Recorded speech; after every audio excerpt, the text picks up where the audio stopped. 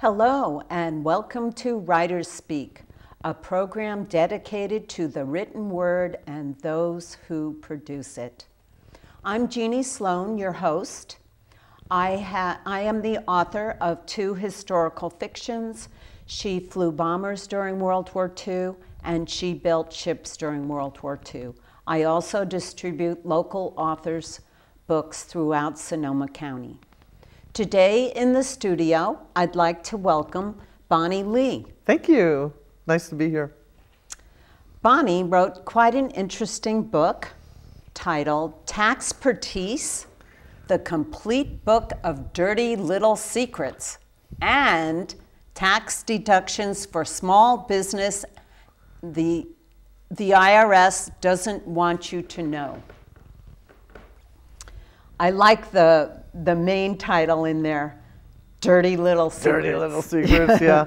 Yeah, they made the title 21 words long to make it Google friendly. It's like, I just wanted to call it Taxpertise, but that's all right. Well, I like at least they put the Dirty Little Secrets right in the middle. That's true. The publisher did a good job on that middle part anyway. They did. Yeah. There's quite a few tax books, really, that people can buy.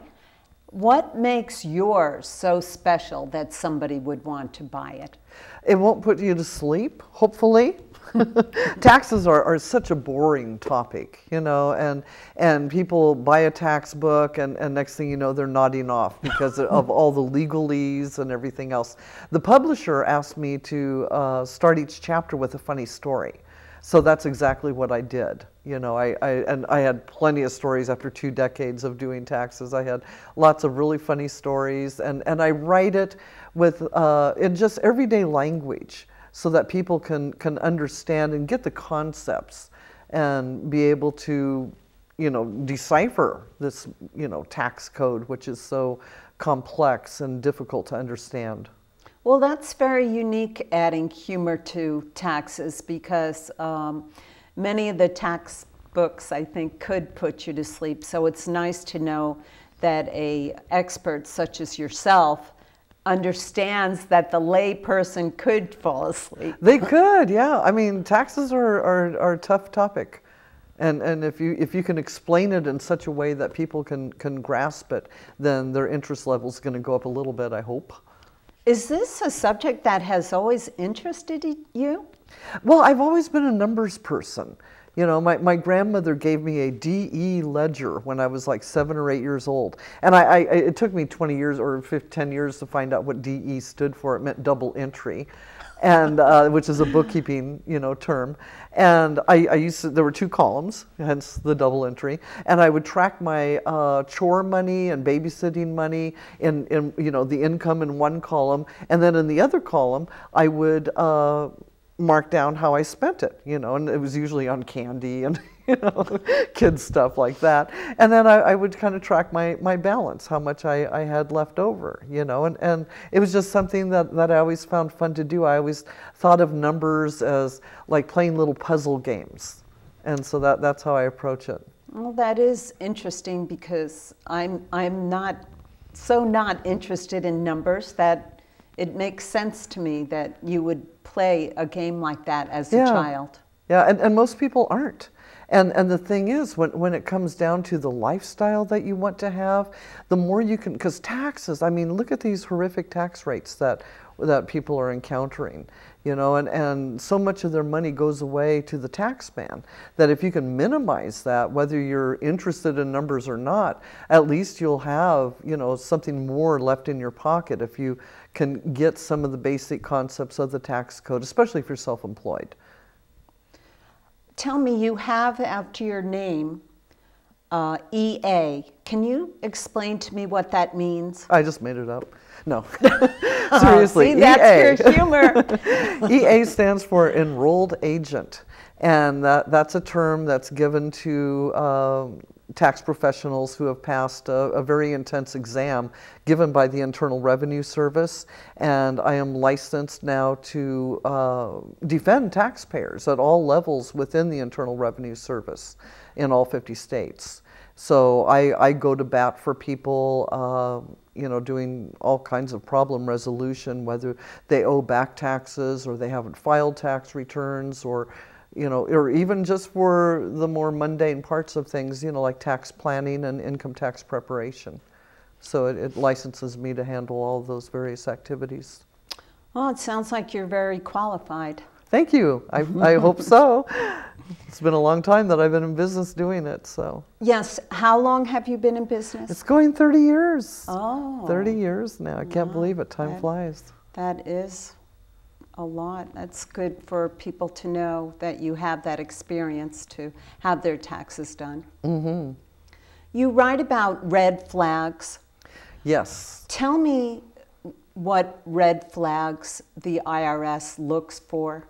Yeah, big ones are travel, meals, and entertainment. Those are three big ones, and the tax law covering those particular deductions is real complex. And a lot of people don't understand the rules surrounding those. I've written several articles about it, and I also cover it in Taxpertise. Those are the biggest ones. Automobile expense can be another one. Anything that smacks of having a good time. You know, yeah, and there are plenty of deductions that people can take that, you know, where they've had an enjoyable time, a meal, you know, a trip to France to go to a conference or something like that. In case I rent a jet. Yes. That's a huge red flag. You know, some of these big corporations that own jets or boats, you know, the IRS, you know, loves to examine those tax returns. And does that go along with what triggers the IRS to do an audit? It can. You know, if there's a big number besides, you know, or right next to meals, or a big number next to entertainment or travel, that will trigger a red flag. The IRS will want to know, why do you need all of these meals and entertainment and travel? And of course, it, you know, it shouldn't scare anybody who knows the rules and have done things properly. Then, you know, don't be scared of them. Just go ahead and show them your receipts and see, that's one thing when it comes to something like travel. You know, you might have a valid trip to go to like Honolulu, and you're going to be attending a trade show, and all of a sudden you're audited 3 years later, and the IRS sees your credit card receipt for a hotel in Honolulu, you know, Waikiki Beach, and, you know, and Trader Joe's, or no, Trader Vic's, right? Yeah, Trader Joe's is where you go for groceries. Anyway, they'll look at that and say, well, what was this? What was the business purpose of this trip? This looks like a vacation. And if all you have is your credit card receipt, they're going to say, well, we're going to disallow this. We have no proof that it was a business expense. You mean instead of a paid conference receipt? Well, that's what the sort of documentation you should show as well. Not only just the receipt, but maybe the flyer to prove that the dates that you were there correspond with the dates of that conference. And then that way they'll say, oh, okay, and you're there all day, and it looks like it was, you know, the intent of the trip was definitely business, and so we're going to allow the deduction.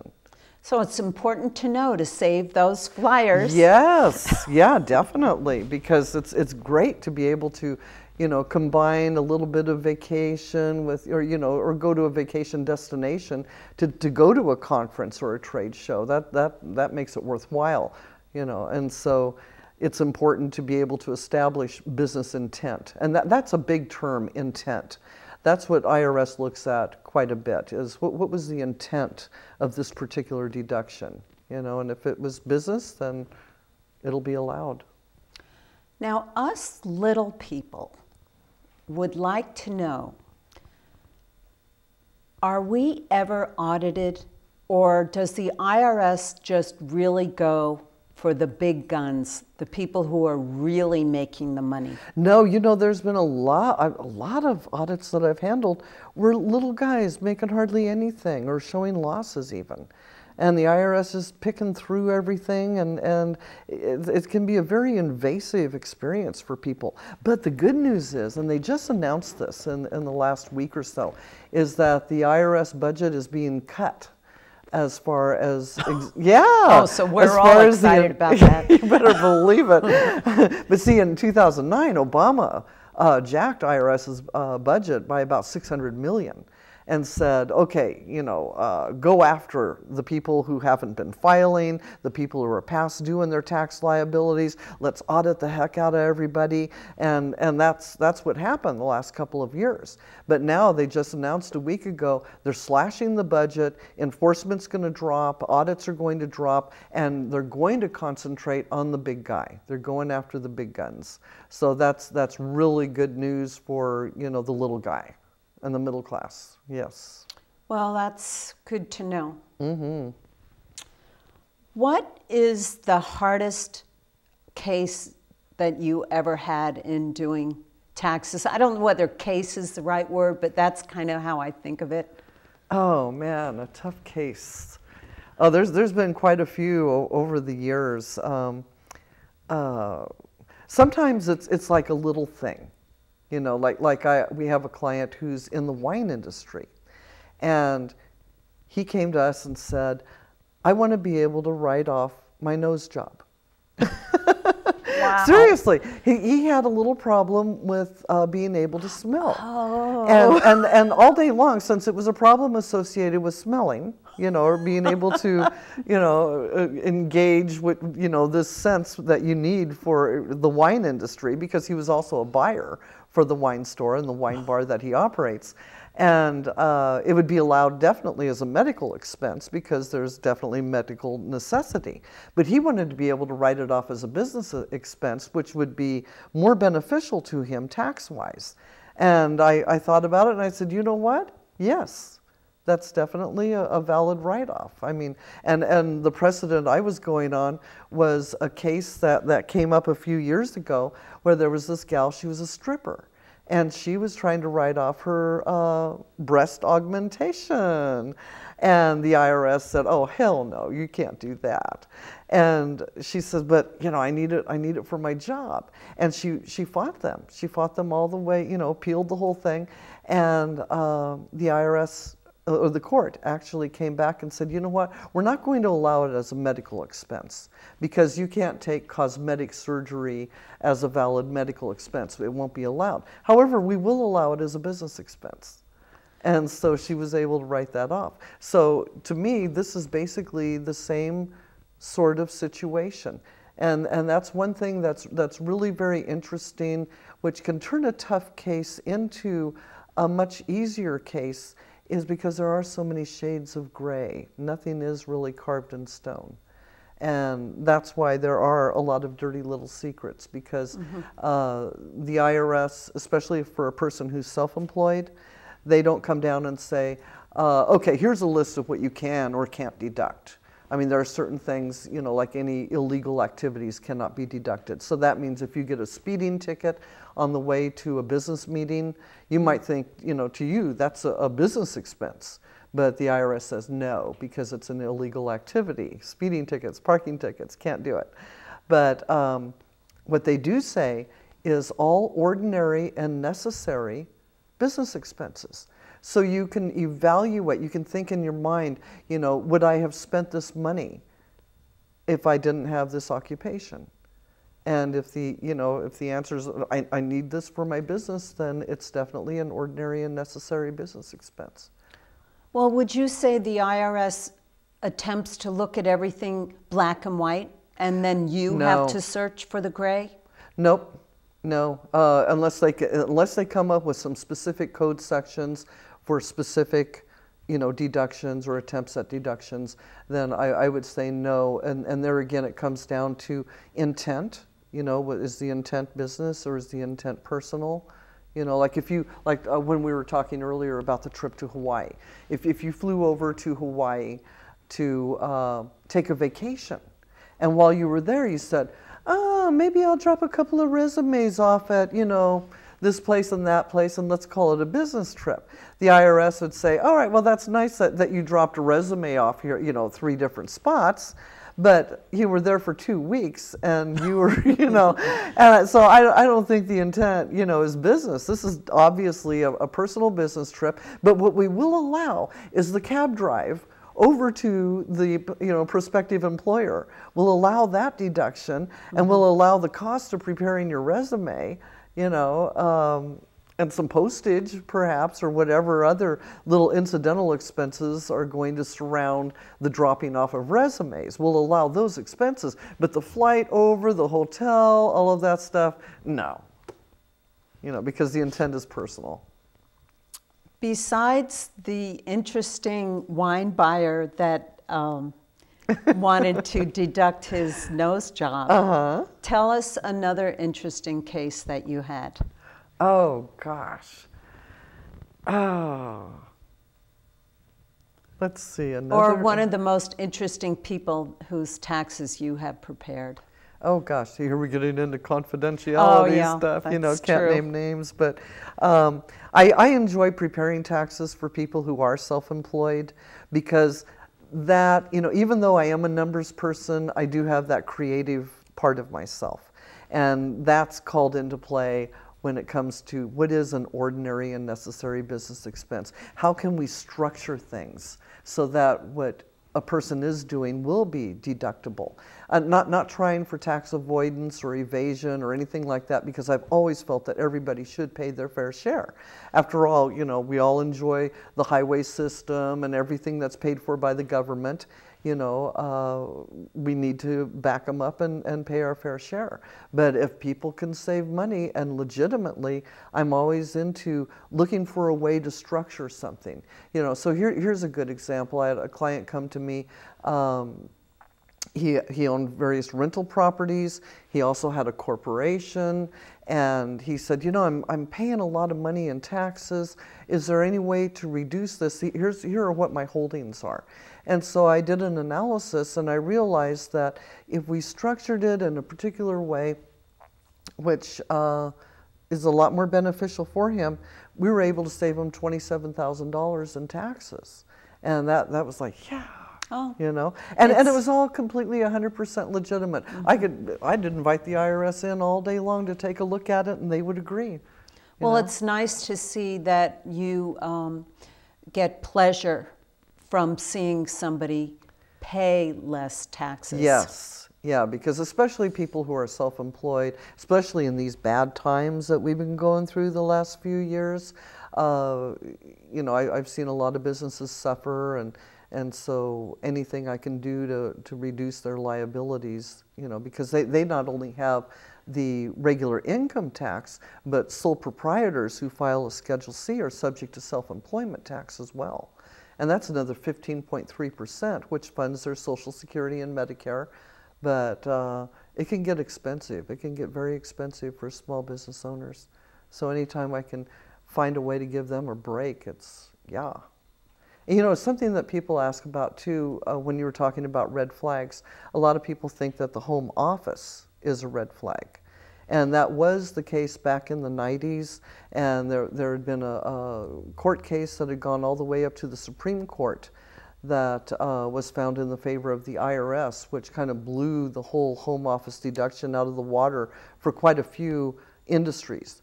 And that changed around 1999. The IRS relented and went back to allowing home office for anybody who really had a legitimate home office, which means they use the office as their primary place of business and exclusively as a business area. So I tell people, don't be afraid to take that home office if you have a legitimate home office. I know a good agent, when you hand your all your tax information in, the best agent is the one that says, well, what about this? You forgot that. Yes, yes. And I know that you are that type of agent that will say, you must have put on more mileage. Don't call me an agent.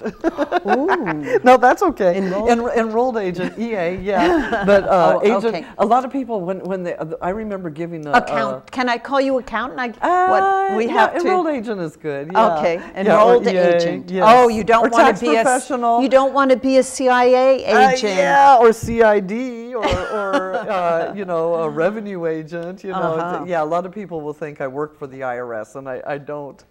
Yeah, no, I do not work for the IRS. But yeah, that is, and that happens every single time somebody comes in. You know, if it's a new client, I ask them to bring their prior year tax returns, so I have a good, you know, baseline, a good reference point to look at what their financial, because it's repetitive from year to year usually, and to look at what they've been deducting and what they've been including in income. And you know, I might spot something, they might bring some data to me, and I'll say, hey, last year you had student loan interest, what about this year? Or a lot of things that people forget, I'll say, hey, what about mileage? You know, you've been driving your car for business, you must have driven your vehicle for business. Even if you are stuck in an office all day, you've probably taken a few trips out to, you know, pick up some office supplies or whatever. You know, a few bucks here and there is going to help. And most of the time what will happen is like, oh yeah, I drove to Tennessee for a conference. Man, that was, you know, 4,000 miles, you know, round trip. And wow, that's equivalent to more than a $2,000 tax deduction, which for a self-employed person could save them almost $1,000 in taxes. You know, it can add up. That makes a really good enrolled agent who asks more questions and looks for more deductions. Yeah, it's important. You must be very appreciated. I think so. My clients seem to like me. I can tell. And your sense of humor really helps also. Good. Good.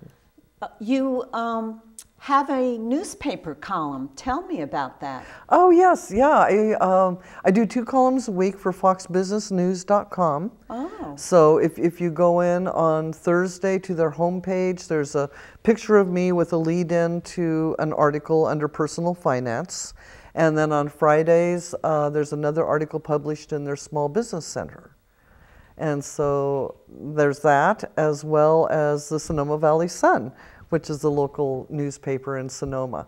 I do kind of a Dear Abby format. You know, I get a lot of, you know, mostly because of the Fox articles, I get a lot of email, you know, hey, I've got this or that tax problem, what's the solution? Or what's the tax law surrounding this particular thing? So I'll grab one of those emails and do a column for Sonoma Valley Sun on a monthly basis. You talk in your book about character financial types. Yes. Like Mr. Status Quo, and you label different financial types. Can you explain some of those? Yeah, there's what I consider the artist, which doesn't necessarily mean the person is a singer or a painter or a writer or anything like that, but they might have that mentality where they are more of a creative type of person and not really a numbers person. You know, kind of like what you were saying about yourself. You're more of the artistic type. You aren't interested in numbers. And those people, you know, they usually come in with a shoebox full of receipts and things a little bit disorganized, and it usually, there's a lot more hand-holding with someone like that, and a lot more questions that are asked, you know. I see you getting that smile on your face. I like that. Oh, you're talking about me? I like that hand-holding. Yes, yeah. And so the artistic types, you know, they don't really care about numbers that much. And so it's, you know, it's like trying to find a way to convey to them, and that's my next book, is Taxpertise for the artist, essentially. How to organize your things, organize your data in such a way where you're not spending a lot of time doing it, but, you know, it's like creating little pockets for you to fill with different receipts. Just a different approach to handling your business affairs without having to worry about numbers or getting involved with numbers, but being able to organize your stuff and also to explain taxes in such a way where the artistic person can understand it without feeling like they're being hammered with, an IRS regulation number 43.7, says this or something like that, where they kind of get the overall idea of how it works, so they know what to bring to a tax appointment and what other things that they should be paying attention to so that they can save money in taxes. So there is the artistic type. And then there's the status quo, and that's the guy who sits down with the organizer and fills out every single little box and answers every question. And those people are pretty good at keeping their records and keeping things together. And they may need a lot less hand-holding, let's say, but they might need more information, because a lot of them, even though they're really good at organizing all the data, they don't realize, hey, you know what? There's this or that works to your benefit. In your book, you talk about that you can turn your hobby into a business. Tell me how that is possible. Yeah, actually, and a lot of people who are nearing retirement are looking at their hobbies and wondering if they can make some extra money on it, especially if they, if their retirement fund was invested with Enron or something horrible like that, where they've lost the value in their retirement accounts. They might be a photographer or a quilt maker or a writer and be interested in making some money off of that hobby. And so there is a chapter devoted to that topic, because if it is just a hobby, then you're only allowed to write off your expenses to the extent of your hobby income. But if you've turned it into a bona fide business, and the first couple of years, usually the first couple of years people are in business, they're not going to make a ton of money, and a lot of them will experience losses, and that's just normal, But as far as being able to take those write-offs, those losses against other income, you have to prove to the IRS that this is not a hobby. And if you don't make money 2 out of the 5 years that you're in business, if you have 5 years of losses, the IRS might come in and say, hey, this is looking like a hobby. You're a photographer. I mean, come on, or you're an artist. You're sewing aprons and you're not making any money off of it. And so we're not going to let you continue on with the losses. And you can step up and say, well, wait just a second. This is a bona fide business. This is no longer a hobby. And in the book, I outline there's about 10 different ways to prove to the IRS. That's handy. Yeah, that really is. And I represented a couple of people in audits against the IRS, and we were successful in proving that it was a business, because I had told the clients exactly how things should be set up to run it like a business and prove to the IRS that it definitely is a business. And so those steps were taken, and the IRS was satisfied. I know that you are working on a new book, which you touched on just a little moment ago. Explain a little bit more how different that book is going to be from this book, Taxpertise, the complete book of dirty little secrets. Well, I'm not going to give away too much. I have a whole new concept for the idea of the new book. But it's going to be a lot more reader-friendly than even this book, which is a bit of a comedy routine. So it's going to be, very, very easy read.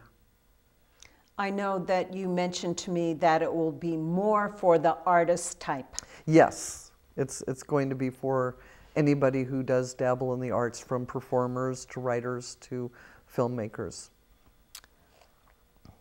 Tell me how you always sign this book. Oh, yeah. I love how you sign your book when people buy it. Don't forget to write this off, because it is tax deductible. And people who do their own income taxes, I don't know how many of them realize that the cost they spend with the tax preparation software they buy to do their taxes is also a write-off. They can write that off. so amazing how well you write and read, Bonnie. For an enrolled agent, you just never think of people who are doing taxes are able to write that well. Oh, well, thank you, Jeannie. That means a lot coming from you. So tell us, where can we buy your book? Oh, everywhere. You can get it at Barnes & Nobles, Amazon, from Entrepreneur Press. You can get it from my website. We now have a button on my website to download it directly to Kindle. And my website is taxpertise.com, spelled just like that. Good.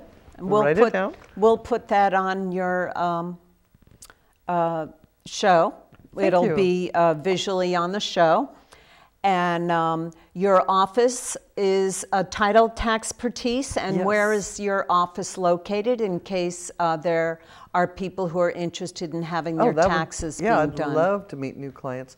453 2nd Street West, Sonoma, 95476. So beautiful downtown Sonoma. Wonderful. Thank you so much for joining us on WriterSpeak, Bonnie Lee. Well, thank you for having me, Jeannie. Please check the community media website for further episodes of WriterSpeak. I would like to thank the Sonoma County Gazette for being our sponsor.